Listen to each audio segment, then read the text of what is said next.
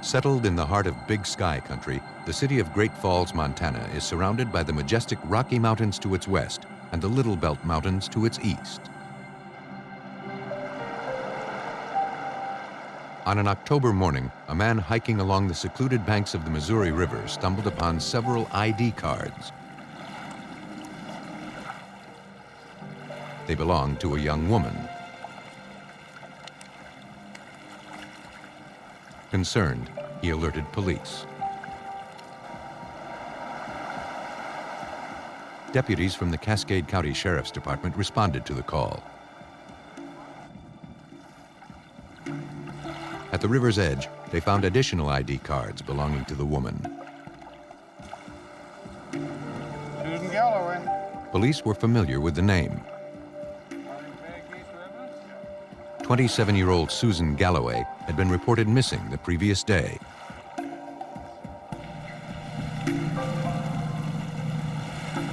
Unsure what to make of the findings, officers from the boat patrol were called in to drag the river.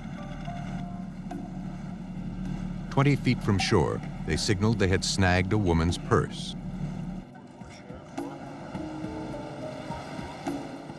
Inside were more of the missing woman's ID and credit cards. What'd you find?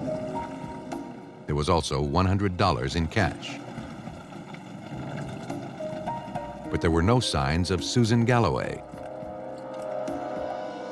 Cascade County Police contacted the missing woman's parents and brought them in for an interview. The family was alarmed when they discovered that their daughter and her vehicle were gone. Susan had recently become engaged, and she seemed so happy. Would tell me anything. Her fiance, Craig Smith, was stationed at the nearby Air Force Base. You did pretty good. The couple often helped out at the business that the Galloways owned. Susan was a devout Mormon. And though Craig wasn't, he had agreed to convert so the two could marry. The family planned to give the couple ownership of the store as a wedding present. They couldn't understand why Susan would just take off without a word. Veteran detective Ken Anderson was not optimistic. Well, finding the identification indicated that Susan Galloway did not, in fact, just leave town or drive away in her vehicle without saying goodbye and that sort of thing, because she certainly wouldn't have left her identification and money behind. Police arranged to interview the missing woman's fiancé.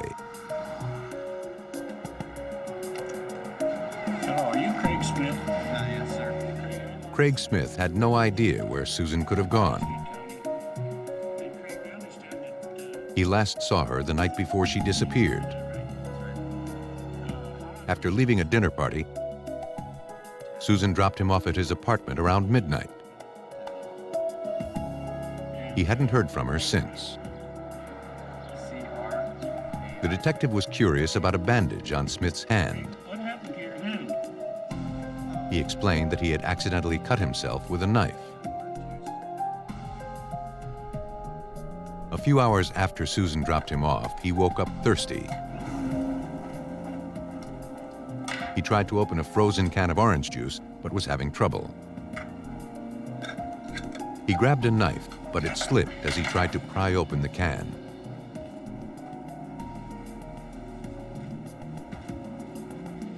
His car wasn't running, and he walked to the Air Force Base where he was stationed to have a medic treat the wound. Police later confirmed he had visited the medic that evening. The search for Susan Galloway was going nowhere.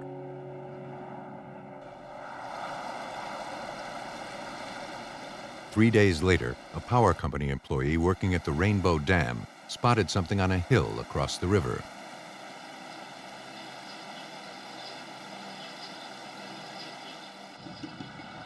He decided to go check it out. When he arrived at the spot, he found a car that had plunged down the hillside. The vehicle appeared to be caught up on some brush.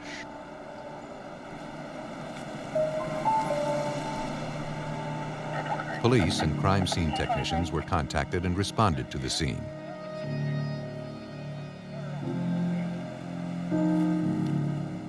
A check on the vehicle's tags revealed the car was registered to missing 27-year-old Susan Galloway. Watch for the evidence. Sergeant Anderson made his way down the hill. Through the window, he observed a key in the ignition. There didn't appear to be anyone inside. But on the back of the vehicle, he noticed streaks of blood. There was also what appeared to be a footprint on the trunk.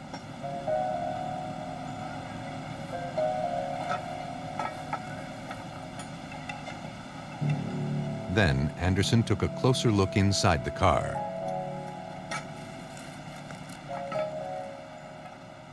The rear cushion of the back seat had pulled away from the trunk area, and at that point in time I could see a body inside the trunk of the car. The woman matched the description of Susan Galloway, and it appeared she had been murdered.